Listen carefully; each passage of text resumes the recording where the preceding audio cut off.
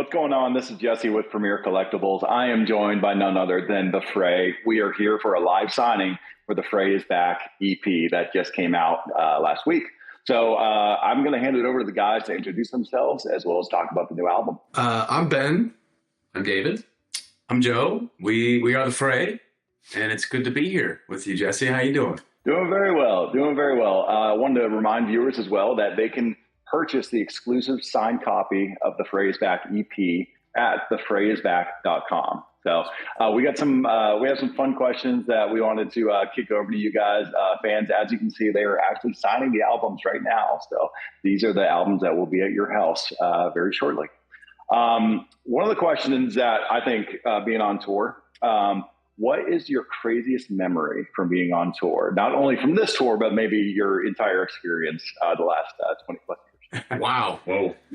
That's a big one. Yeah. I mean, right now we're in Kansas City in a green room backstage. We're playing a show tonight. We haven't toured in 8 years. It's been a minute. So this is our first tour. So it's kind of like relearning it again, and tour life, it's like when it's that long, that much time has passed, it's like almost a different, you forget how the flow is. You forget like the little quirks of the tour bus and like the schedule. And, but like being back in it has been such a joy. Playing shows every night, like experiencing these songs and the fans and in different cities. I mean, like some of my favorite bits about tour is, while the show is obviously the main focal point, it's actually all the hangs and like seeing everybody and meeting people and friends that come out and family that comes out after shows and like just the time, like the gathering of people, like we're in this like incredible like humbling position where like our music is gathering people, and we get to experience people and meet a bunch of people. So it's not a crazy story, but just overall, just like human, the human element and like our crew, the band, the opener, it just all the human interactions are what I really appreciate about tour. I remember specifically early in our touring career when we were pretty young and green, we had a day off. I don't know where in the country this was, but the bus was parked in like a mall parking lot, and there was a Buca de Beppo close by. And this is before we knew any better, so we just assumed, well, the only thing we can do on our night off is hang out at this Buca de Beppo. So like us and the whole crew were like in the private dining room in the corner of this Buca de Beppo for like 6 hours. Yeah. That's a pretty memorable day off on tour for me. Although that was probably 17 years ago. Right. Maybe more. Yeah. Joe, you kind of alluded to this a little bit, but what is it like touring now than it was like your first bus experience, right? I remember my first bus experience. It was like, okay, well, we've made it, right? So looking back that far, but then now you're grown, the industry has dynamically changed. Is there any kind of astute differences that you see or can pick out? New venues. We've experienced that in different cities. Like last night we played Denver, which is, our hometown, where the band formed, where we grew up. We played a new venue there was opened, I think, in 2019. And then we've been able to return back to some of our favorite venues that we played 17 years ago. Like in New York, we played Webster Hall, and this venue called the Orpheum in Boston, and just like these incredible, legendary spaces. So I think like, it's interesting going back into a place that you've played before, because you have this shot of like this perspective or something where you envision who you were and at that time in life, 17 years ago or 15 years ago, and what was happening in life at that point, and where the band was at that point, and then to like cut to 15 years later, going into the same room. And I think for me, it's just an overwhelming feeling of gratitude, just that you're actually playing music still, that we're able to share, our entire body of work, the new songs, the old, and just to feel that, like, that connection with the fans has been just, like I said, just humbling and just full of gratitude for it. Cause then like the perspective is like, okay, this is where we're at in life right now. And we're sharing like the entire story of this band, up to this point, and we're going back into the same spaces that we have been in the past. So yeah, it is, it's been surreal. There's been moments where it's been like feeling like out of body, like you're viewing it happening.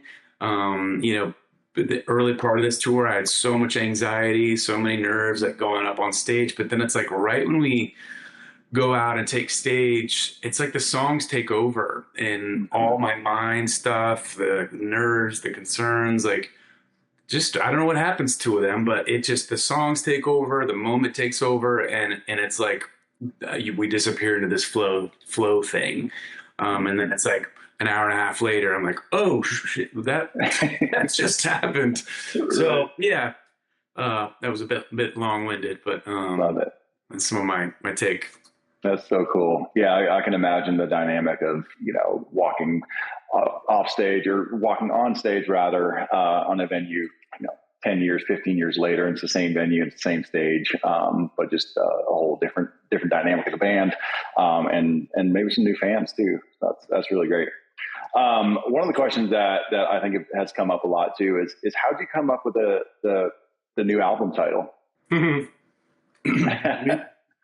We once the songs were selected and this collection of music kind of took shape and we knew what it was going to be, we started talking about a lot of different titles, and we probably talked a little too much about it. We had all these different title ideas and we got pretty heady about it, and just quite literally overthought it. And it kind of came back to this experience we had, a really early show that we played in this incarnation of the band. There were a lot of question marks for us going on stage for that show, as it was pretty early in this incarnation. And at one point in the show, we all kind of had our heads down, just like trying to get through, and we were all up in our heads about it. And a fan yelled from, the second or third row or something like, "The Fray is back." And it was alarming and comforting, and like, it was like, oh, okay, kind of put us at ease. And it was really just summed up, what was happening more than we could, quite literally, but also it was just like the most simple expression of what we're doing. And this being the first sentence in a new paragraph for us in this story. So it felt more fitting than anything that we could say, So That's cool. Yeah. I love that. Fan provided. That's great. Absolutely. And I think we've kind of circled around this a couple of times so far in these questions, but with the trajectory of the band now, do you still reflect on the past 20 years, the highs and the lows, to dictate what you're writing now, like with the next chapter of the band, like, or is it just a whole new story, like a fresh slab, and you're starting new? I think just writing in general is just about capturing life in the moment and what's happening, and just trying to be open to what is alive at the moment. What was alive 15 years ago, and those songs, or 10 years ago, was true to that moment. And I think, as artists and writers, it's just, you're being true to the now. And that's what this collection of songs is just like, okay, this is true to life at this moment in time. And how cool is it that we get to share that? So, and I think, like, even this title, Ben was saying, how a fan really provided the title for this EP. I've been thinking, kind of in terms of the big, recently, just the big picture. And I was, just like if I'm looking, 20 years from now, if I'm looking back on the album titles and the body of work, and hopefully we have another 4 or 5 albums in the next 10 years. But I was thinking about it. I was like, this is like an interesting thing to look back on, in 20 years, to see like 4 albums and then Disappearance Act, for almost 10 years. And then the Fray Is Back EP, and then what follows that. Like it just seems like an interesting story to me, and we're in it right now and we're experiencing it. But that, like, you find new beginnings, at any point in life, and you return to starting points at any point in life, and you have many deaths, rebirths in life. And so this is signifying, a starting point again for this band. And yet it feels like it's only the halfway through, the story. So, it's just, it's been interesting to think about it in that future lens of like looking back on this. And I have no idea how I'm going to feel about it, but hopefully I feel proud of what we're doing right now. Well, you definitely should be. It's an amazing album, and I know fans are really going to love it. So with that being said, to going 20 years into the future and being able to look back at the now, can I take you back 20 plus years, and say, did you ever think that you'd become a household name? I mean, of course not. We had dreams and ambitions, maybe it's like the best laid plans, we all grew up wanting to be in a band and with bands that we looked up to and idolized. But even then, our dreams at the time were only so big, and it was only what we could see then. And there was no way to know what was going to happen. Or just like now, there's no way to know what's going to happen beyond this. But yeah, I think that the idea of being a quote unquote household name, and even to this day when I interact with people and they might be more familiar with the band name than me personally, right? Like they wouldn't recognize me or know me from anyone else, but they're like, oh yeah, I know the Fray, I know that name. It's like such a trip to think about how much life the band has lived beyond each of us as individuals, and has become so much bigger than I think we could have dreamed or even knew that we, any dream we could manufacture back when we were youngins. I love that. And that's a lot of weight to carry. That's a lot of, you have an enormous fan base, and it's a really great thing. And I know a lot of people link themselves up with you all and the stories that you tell. So that's amazing. So with Nashville being the last show on the reintroduction, as it were, to the Fray, what's next? I know, Joe, you had mentioned hopefully there's 5 or 6 more albums, and we all hope that as well. But what's next in the next 3 to 6 months, if you can even let us know? What's next, Dave? What's next? Well, next month, November, we're going to kind of link up again with one of the guys who worked on a track on this EP called Angelino Moon. We had a great time with him, and so we're going to go meet him again out in LA and see if we can't capture a little bit more magic, work on a couple more songs. We've got some Christmas radio shows that kind of are, they're like a little throwback to what we did 15 years ago with some of these big, like the Jingle Balls and whatever they call them now. Not so fun. Yeah, exactly. We got a couple of those in December, and then, really past that, I think we're kind of open. Very cool. I love that. Well, again, fans, folks that are just joining us, I want to welcome the Fray as well, and just let you know that you can pick up these EPs that they're signing at thefrayisback.com. So make sure to go check it out. All right, we're going to move into a bit of a rapid fire question time. So I guess buckle up. What was your first job? I was a newspaper boy. I delivered newspapers from the second grade till the sixth grade with my brother. Second grade? Yeah. Wow, that's young. Yeah, second grade. And it's interesting, like, back then, like, you had to collect your subscription, money yourself. So it wasn't like the newspaper companies. Uh-oh. So, because they would deliver a bundle of papers to you that was your route, and you would order. Corrupt. It was. They were taking advantage of these little. That was a little kid. And labor laws too, right? And we had to pay for the stack of papers for our route, right? Yeah. And then it was our job to get the money at the end of the month. Are you saying you were in Newsies? Yeah, Yeah. So I deliver these papers, for several weeks. Then you go around and you have these little tabs, these little paper tabs, and you go up to the door and knock on the door, like, "Hi, I'm just collecting, Denver Post, fees. I'm your paper boy." Wow. And it was so uncomfortable to be like third grade, whatever it was, asking for your the money that they owed you, and then when they wouldn't want to pay you, you're just like, I'm sure they felt really safe giving you their money too. Yeah. There's some mutual respect happening there. But I gotta say, it was really fun, because we would ride on the back of the station wagon. My mom would drive the station wagon. Those old station wagons, the door would go out like that, like a tailgate, and we would just sit on the tailgate.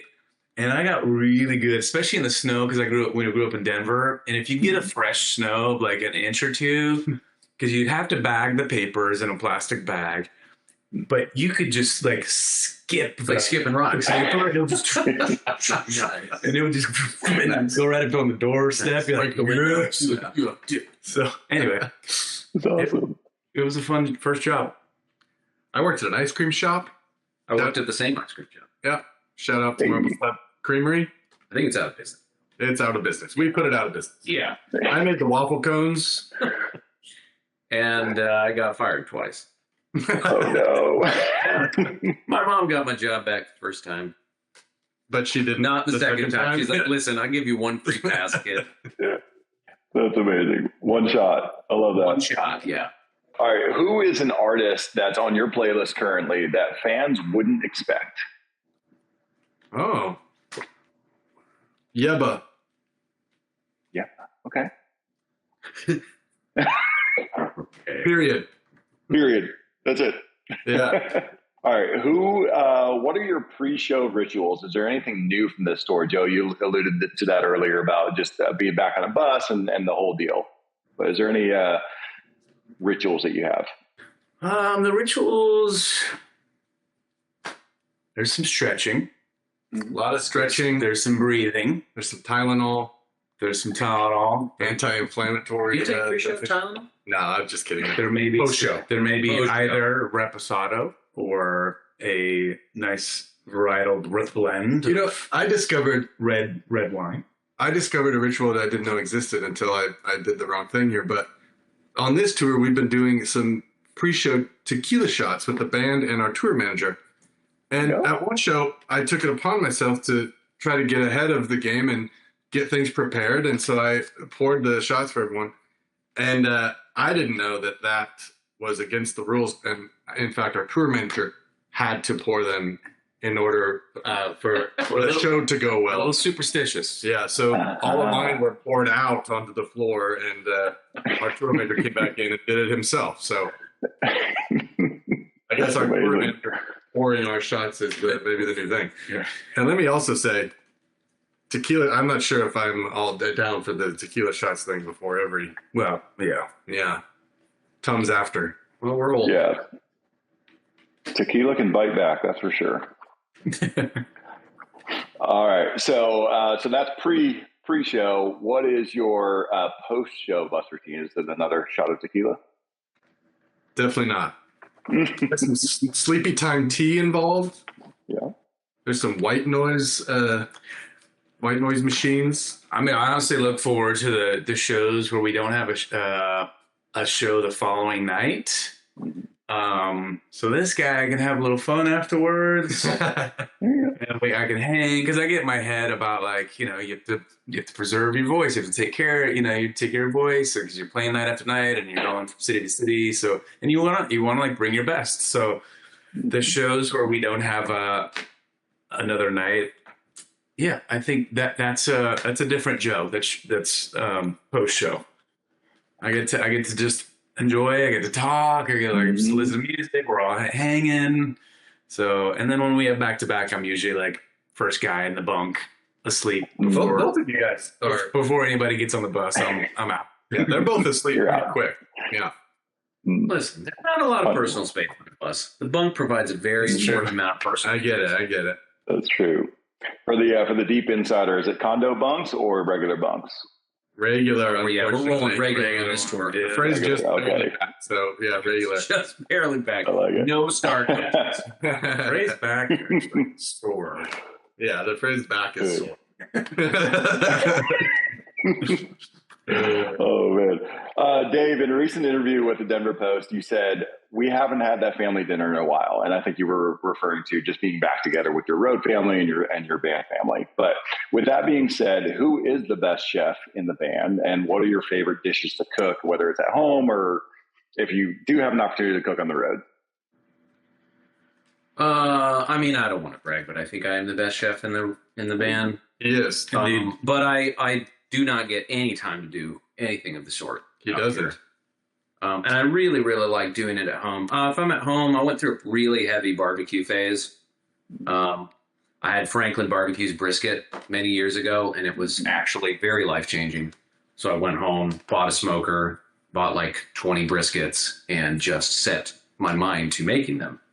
And it was a lot of fun. I mean, I cook anything. And whatever. It's all good. Cooking is good. That's awesome. Man after my own heart. Awesome. Who makes you laugh the most on the road? Is it your tour manager? Is it Joe? Is it your bus driver? Bus driver.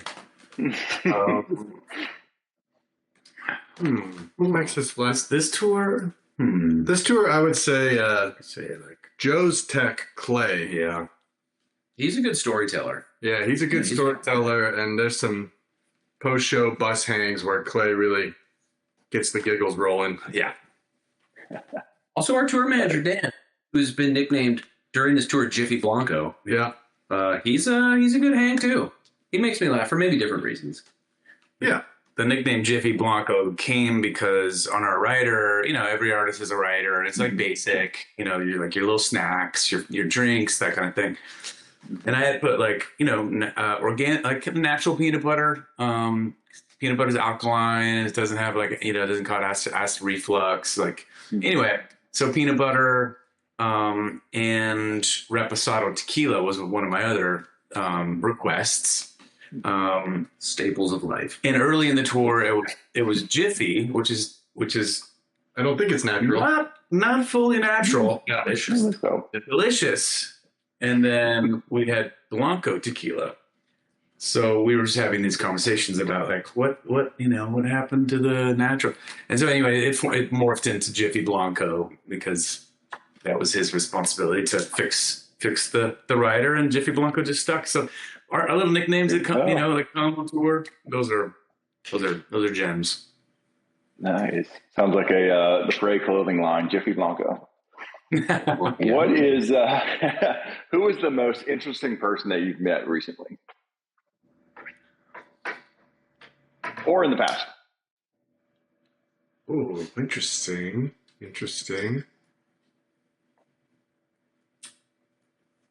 We just did, I think, for the first time. You just said recently, so I'm going off the recently thing. We played the Kelly and Mark show. Kelly Ripa of Regis and Kelly, which is, my childhood originally, or Kelly and Regis, whatever. Mm-hmm. And we'd never done any incarnation of that show before. And we just did it. We were in New York a couple weeks ago. So I'd say Kelly maybe is the most interesting. Just because it's like childhood nostalgia. Yeah, Regis and Kelly. Yeah. And there she was. There she was. It was her birthday too. Yeah. Extra special. Yeah. She is an interesting person. Yeah. That's awesome. Any pet peeves you have? What's your biggest pet peeve? as it relates to a touring life? Sure. Yeah. Live streamed CD signings. Oh, come on. I'm just joking. I'm just joking. We love these. I love it. I don't know. Pet peeve. Ooh, maybe. Okay, this is specific. In the bus, under the bunks, there's a place you can put your shoes when you take them off. Some people don't tuck their shoes in. Oh. They take them off and just leave them right in the middle. Tripping hazard. Bad. Tripping hazard. Mm-hmm. Yeah. There's also that. a bay, like where all our luggage goes, underneath, the bus. And we're doing this tour, efficient, so we're all sharing space and it's all good. But for some reason, my luggage always gets pushed to the very back. So I open it up and I'm just like, oh, and I see like 50 pieces of luggage. Is there a door on the other side? It apparently doesn't open. No, there's no door. There's no door. So anyway, I'm the one that always pushes yours. Oh, man. So all the tour pet peeves are coming out at the end of the tour, so no need to fix them. So. Yeah. And Awesome. another thing. I also it's my own self, but I always forget my room number in hotels. Because we'll stay at different hotels and it happens all the time. So if I don't write it down in my notes, my pet peeve is I go up to the floor, I forget the room, Go back down, and then I'm like the walk of shame, and I go back down, and I have to go to the front desk, and so anyway, that's embarrassing. That is embarrassing. Oh, yeah. All right, here's a fun question. What is your guilty pleasure TV show, and why isn't it still Grey's Anatomy? Yeah. Guilty pleasure. I don't know. Blue Bloods, guilty pleasure. Yeah. There was actually an ad on it this morning. I know. I got really fired up. Hey, Blue Bloods. There's a new episode of Blue Bloods. I didn't know you watched it. Yeah. Guilty pleasure. I have a lot of shows that I don't feel guilty about, like Veep, but Blue Bloods may be a guilty pleasure. Yeah. Tom Selleck, though. Come on. It's not really a guilty pleasure for me, but I really enjoy playoff baseball. It's every pitch, every hit matters. I don't know. We're in it. We're in it right now. One of our crew guys is like a big Yankees fan, so we have there's like that dialogue happening. But yeah, playoff baseball. Probably one of my go-tos. I definitely watched more episodes of The Golden Bachelor than I thought I would. Oh, wow. It's definitely my wife's guilty pleasure, and I would always make a stink about it and be like, I'm going to bed. I can't watch this. And I kind of lay there with one eye open, like watching the whole episode. But they didn't make it, guys. Those two, they split up after 3 months. Oh, no. That's sad. I'm sorry for your loss. For all the fans of watching The Golden Bachelor. Any pets? What are your pets' names?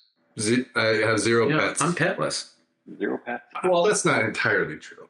We got a neighbor cat. My kid is like kind of co-opted a neighbor cat to sleep in our house. But I mean, it's not our cat. It's going to be soon. Yeah, but... I have a dog. His name is Rebel. He's a cutie. His only he doesn't really live up to his name very often, but every once in a while, I'll let him out to go to the restroom, and my neighbors have 2 labs, and every once in a while he'll run off to the neighbor's house, and then if their door is open. It's a little rednecky for where I live, okay? So, their door's open, which it is often. Yeah. He runs into their house and he grabs one of the dog toys. The other dog's toys. And he runs back. And it's like he's so proud. He puts it down in front of me. He's like, see, Dad, I did it. That is a rebel move. That is a rebel move. Yeah. So anyway, that's his moment of being a rebel is taking the neighbor's dog toys. Love it. The name suits the trait. All right, we got 2 more questions left. Where do you want to go that you've never been? Ooh, I've never been. Yeah, South America. I don't think any of us have been. We haven't played South America. We haven't played Mexico, Central America. And it's like almost every post, and anyone from South America, Brazil, Mexico, Central America, thank you for waiting this long. We hope to be there soon, but yeah, we'd love to get down there and play some shows. And then last question, what is your favorite city that you love to perform in? My favorite city is New York, but that's not always my favorite city to perform in. Sometimes New York shows can be hit or miss. This one on this tour was amazing though. I like performing in the B markets, like the cities that maybe we don't have a lot of guest lists or there aren't a lot of industry people out, you know, like Kansas City where we are today. I like playing in a city where that's kind of maybe middle America or it's a little bit of a smaller town. So I guess I'll say Kansas City. Yeah, it's great. Yeah. B market being a size qualification. It's not. We're not saying We're not saying less. No, but just like, you know, Chicago and LA and Nashville and Austin and New York are always like such a thing. But then you get to Kansas City and it's just like a nice breath of fresh air and barbecue. That's right. Awesome. Well, guys, thank you so much for joining us today. We really appreciate your time, and thank you for getting through all those CDs. That's amazing. A feat in and of itself, right there. So, fans, make sure to go to thefrayisback.com for your exclusive signed EP for The Fray Is Back. That's it for now. See you. Driving all night, staying up late, talking about how we're gonna get out of this place.